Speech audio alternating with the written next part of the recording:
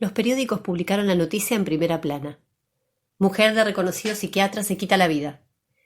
Adela Mercedes Peña, esposa del reconocido médico psiquiatra Ciro Peña, se quitó la vida hoy por la madrugada al ingerir un frasco de clonazepam acompañado con alcohol.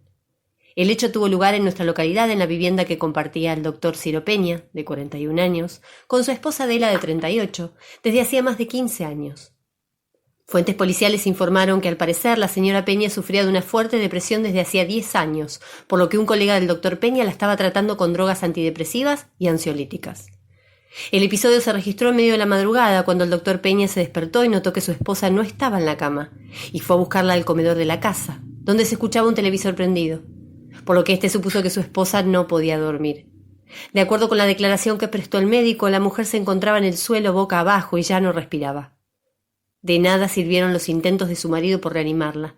La mujer había ingerido al parecer más de 50 píldoras de clonazepam, ribotril de 2 miligramos, y además se encontró junto al cuerpo una botella de whisky vacía. En esas circunstancias, el doctor Peña efectuó un llamado al 911 y el personal de la comisaría de la zona se hizo presente en pocos minutos.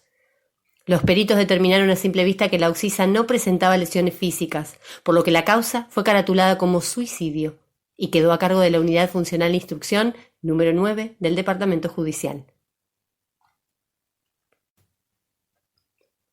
Yo tenía apenas 5 años cuando el doctor Ciro Peña y su esposa decidieron adoptarme. Y aunque era muy pequeño, para reconocer tal gesto de amor, no pasó mucho tiempo hasta que me sintiese a gusto con sus costumbres. Quien me había visto por primera vez era el doctor Peña. Yo era uno más de tantos indigentes que solíamos vagar pidiendo comida por las calles del centro de la ciudad. No tenía nada que me identificara, excepto por un pañuelo color blanco alrededor del cuello, que quién sabe de dónde lo había salido.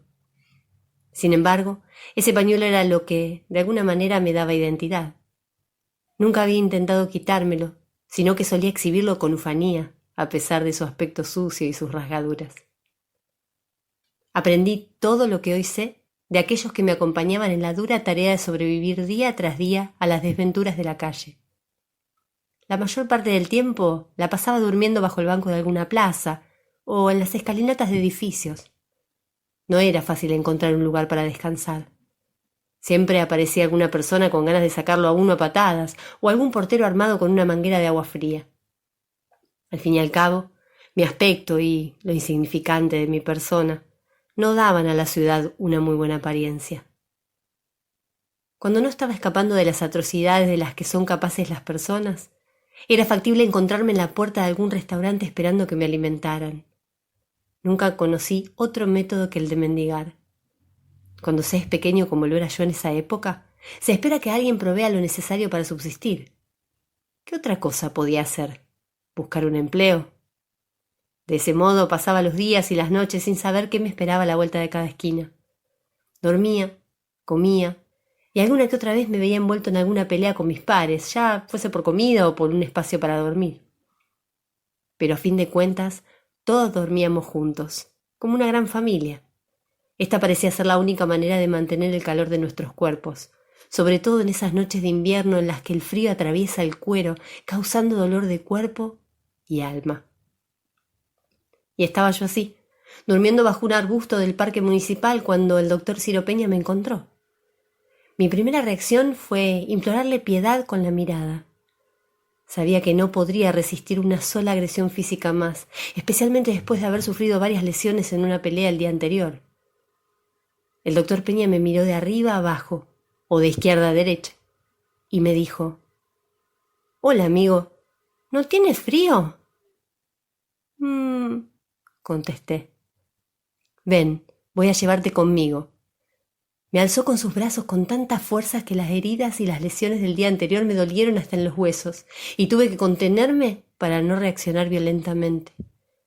El hombre parecía honesto, y aunque me costara trabajo confiar en extraños, me dejé llevar hasta el auto y no emití ningún sonido en todo el viaje. Me ubicó en el asiento trasero y condujo por un tiempo. Cuando detuvo el motor estábamos ya frente a lo que parecía una clínica. Por un momento temí por mi vida y sentí unas inmensas ganas de abrir la puerta como fuese y de salir corriendo a toda velocidad. Pero cuando él me tomó entre sus brazos y me bajó del auto, sentí un gran alivio. estaba acariciándome la cabeza y me hablaba con ternura, con una voz suave como la que se le habla a un niño. En la clínica me revisó otro hombre con guardapolvo blanco mientras el doctor Peña efectuaba una llamada con su teléfono celular. Lo oí decir que estaba dispuesto a adoptarme, pero que sabía que no sería fácil. Le pidió a su interlocutor que se encargara de algunos papeles y que lo mantuviese al tanto de algún asunto. El hombre de guardapolvo blanco me inyectó algunas medicinas y curó mis heridas, con una dedicación que yo no había visto jamás en otras personas. Luego le entregó al doctor Peña una libreta y le aseguró que yo me encontraba en perfecto estado de salud. Solo tenía que darme un baño y alimentarme bien, al menos durante los primeros días. Salimos de la clínica y por primera vez en la vida me sentí feliz. De camino a casa, el doctor Peña me contó todo acerca de él y de su esposa. Vivían juntos hacía ya muchos años en una hermosa casa de estilo colonial cerca del centro de la ciudad. No tenían hijos. Su esposo hubiese querido tenerlos, pero él no consideró prudente que ella tuviese un niño a cargo, dada su condición psicológica. De todas formas, él se haría cargo de mí, y yo no tendría de qué preocuparme. Él mismo me educaría, me alimentaría, me proporcionaría un lugar para dormir y sería mi tutor desde ese día en adelante. Por supuesto, cerré el trato inmediatamente, aunque aún no estaba seguro de qué parte me tocaba a mí. ¿Qué importaba? Tendría un hogar, alimento, educación y todo de la mano de un hombre que parecía ya quererme mucho. Llegamos a la casa alrededor del mediodía. La esposa del doctor Peña, o Adela, como aprendí luego, era una mujer alta y delgada, con finas arrugas talladas en el rostro y el cabello negro como el azabache, sujetado con una pequeña hebilla por detrás de la cabeza. Sus movimientos eran lentos, y cuando llegamos su mirada estaba perdida en algún punto del paisaje que estaba viendo a través de la ventana. Volteó y esbozó un intento de sonrisa, aunque sus dientes permanecieron ocultos detrás de los labios finos. Bajó la mirada y me encontró parado junto al doctor Peña. En ese momento me pareció verle una mueca de sorpresa en el rostro, pero no estoy seguro. Bien podría haber sido el reflejo del sol a través de la ventana pegándole justo en los ojos. Marido y mujer se saludaron con un beso en la mejilla, y ninguno de ellos dijo nada, ni durante ni después del almuerzo. Entretanto, yo bebí toda el agua que el doctor Peña me había servido y probé un poco de la comida que estaba en mi plato. Mientras comía, no pude evitar darme cuenta de que el doctor y su esposa no se sentían cómodos el uno con el otro. Ninguno quitaba la vista de su plato, y no pude registrar en ninguno de los dos siquiera algún intento de iniciar una conversación, o al menos una pelea. La señora Adela jugaba con el contenido de su plato con un desinterés que se asemejaba a una resignación involuntaria. Por su parte, el doctor Peña, sentado a la cabecera de la mesa a la izquierda de su esposa, se acomodaba y reacomodaba en su silla una y otra vez, como si no encontrase la postura ideal para comenzar a comer. Y fue allí que recordé haber visto alguna vez tales expresiones en otras personas. A través de las ventanas de los restaurantes en los que solía pedir comida, podía verse la tristeza en el rostro de aquellos a los que no les quedaba otro remedio que comer solos. Una tristeza dibujada por la soledad de quienes no tienen con quién compartir sus vidas. Tanto era así que, habiendo transcurrido tan solo una hora desde que había pisado por primera vez la casa de los Peña, supe que no eran felices juntos. Yo había visto el rostro de los enamorados, sentados sobre los bancos de las plazas bajo los cuales yo solía dormir, tomados de las manos, intercambiando palabras de amor, miradas, risas. Aún a mi corta edad, yo había visto decenas de hombres y mujeres que llevaban la marca de sus idilios en el rostro, riendo a sus gustos, con una expresión de complicidad y compartiendo la felicidad de estar simplemente acompañados. Esta escena, con el doctor Peña luchando contra la incomodidad de su silla y la señora Adela en plena batalla con su comida, no se parecía en nada a lo poco que yo conocía del amor entre las personas. Habiendo lavado los platos, la señora Adela se sentó en el cómodo sillón de la sala y se dispuso a tomar una siesta, mientras el televisor permanecía encendido. El doctor Peña me condujo con paciencia hasta el patio trasero de la casa y se sentó en una reposera de playa bajo un toldo de lona que daba una sombra extremadamente protectora. Sin objetar, me senté a su lado, sobre el pasto húmedo y tibio del jardín. Con el rabillo del ojo pude ver una expresión de desazón e inquietud en el rostro del doctor. Pretendí no darme cuenta, pero mi mirada curiosa debe de haber sido muy obvia porque el doctor dijo: «Tú no te preocupes, ella aprenderá a quererte algún día. Mientras tanto, tú estarás a mi cargo y acudirás a mí cuando lo necesites. Ella no se siente bien, ¿sabes? No se siente bien desde hace muchos años y la verdad es que yo tampoco me siento bien al verla en ese estado». Yo no supe qué hacer, ni mucho menos qué decir.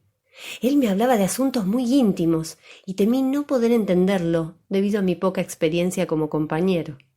Por lo tanto, lo miré, inclinando la cabeza, y él prosiguió: «Ya no sé qué hacer con ella.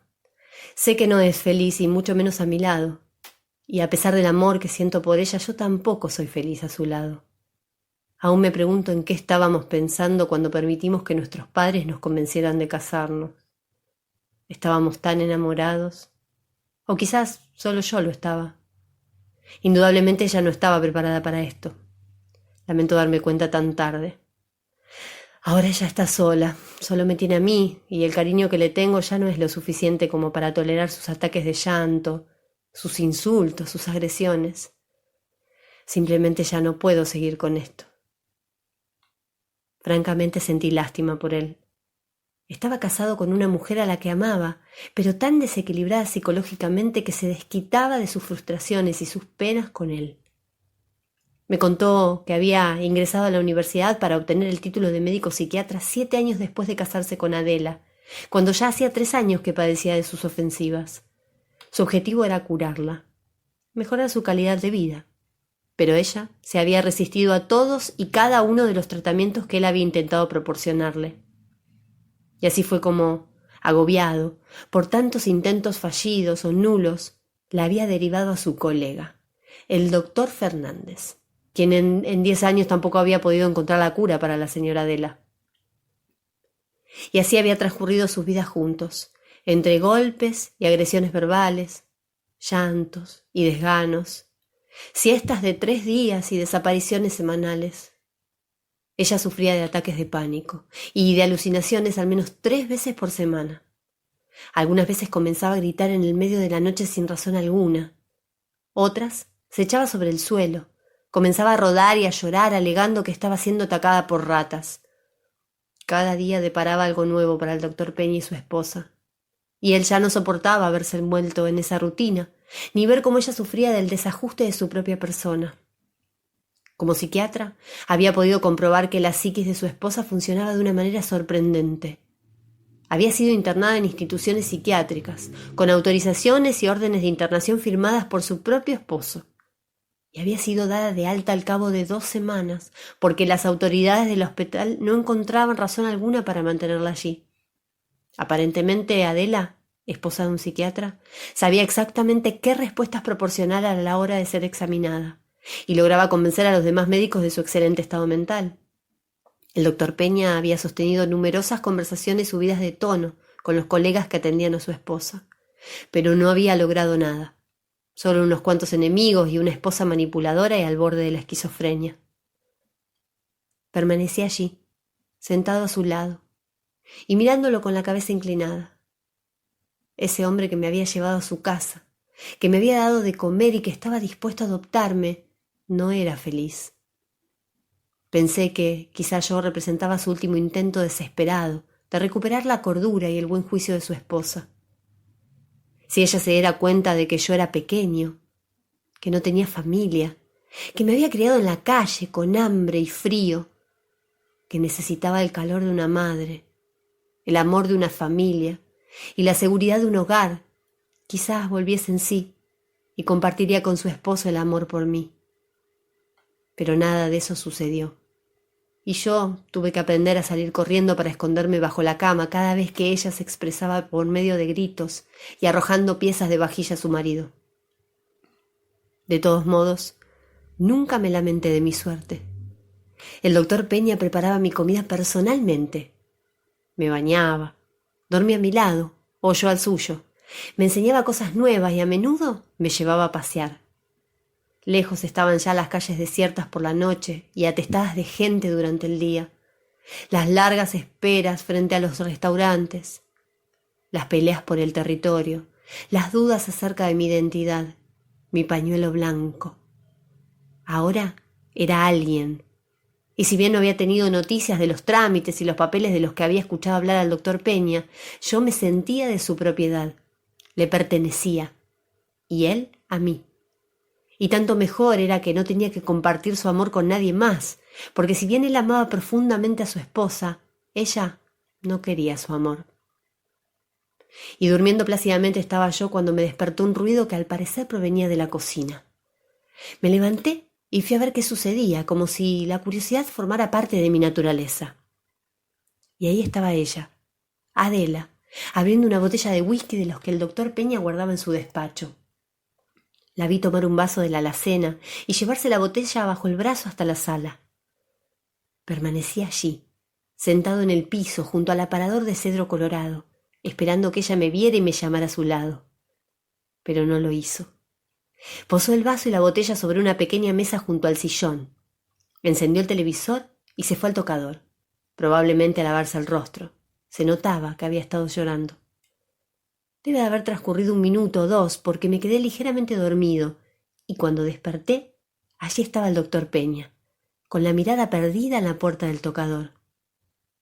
Me levanté y me acerqué a él esperando que nos fuésemos juntos a dormir, pero él me miró con seriedad y me envió a dormir solo. Él vendría luego.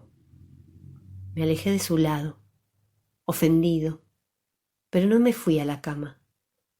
Me quedé escondido detrás de la columna que sostenía el barandal de la escalera, observando cómo el doctor Peña sacaba de su bolsillo un pequeño frasco y vaciaba su contenido en la botella de whisky que la señora Adela había dejado sobre la pequeña mesa. Luego lo vi tapar la botella con el dedo pulgar y agitarla hasta que una espuma blanca se formó para desaparecer en unos segundos. Luego arrojó el pequeño frasco debajo del sillón y se fue al dormitorio. Yo lo seguí hasta la cama y me recosté a su lado, disfrutando del calor que me proporcionaba la colcha de lana escocesa. Y así dormí, cansado del largo día y preparándome para el siguiente, hasta que me despertó el movimiento del colchón provocado por el cuerpo del doctor Peña. Se estaba levantando y, por supuesto, yo hice lo mismo. Ya en la sala vi a la señora Adela tendida sobre el piso boca abajo, y desde un primer momento noté que no respiraba. El doctor Peña estaba intentando reanimarla inútilmente, porque sabía que su objetivo se había cumplido con éxito. Se acercó al teléfono y discó unos pocos números. Mientras tanto, yo me senté junto al cuerpo sin vida de la señora Adela y esperé, como el doctor Peña, a que llegaran finalmente los paramédicos y la policía. El peritaje se llevó a cabo normalmente y para el amanecer la escena ya estaba limpia. Luego del mediodía el doctor Peña se dio un baño y se puso su mejor traje. Ahora tenía la mirada tranquila y un ápice de paz comenzaba a versele inscripto en el rostro. La casa estaba silenciosa y el aire que entraba por las ventanas abiertas proporcionaba un escenario ideal para el desahogo. Sin embargo, el doctor Peña se mantuvo en pie todo el tiempo. Su voz era firme y pausada. No creo haber visto siquiera una lágrima correr por su mejilla, y me sentí feliz cuando me invitó a sentarme por primera vez sobre la silla junto a la suya para desayunar juntos. Me miraba con dulzura y no dejaba de acariciar mi cabeza. Con una sonrisa acogedora me dijo: «Ahora me voy a la dependencia policial a prestar declaración. Prométeme que te portarás bien si te dejo aquí solo durante unas horas. Quisiera poder quedarme contigo, pero debo ir y no puedo llevarte conmigo. ¿Qué puedes aportar tú a la causa?». Ciertamente, yo no podía aportar nada a la causa. Adela estaba muerta y yo había visto cómo había sucedido. El doctor Peña la había asesinado. El mismo doctor Peña que había sido mi único amigo y al que nunca me hubiese atrevido a perjudicar. Teníamos un pacto implícito de lealtad y yo estaba dispuesto a cumplirlo. Además, ¿qué podía hacer yo? ¿Declarar? Era absurdo. Al fin y al cabo, ¿Quién iba a creerle al perro de la casa?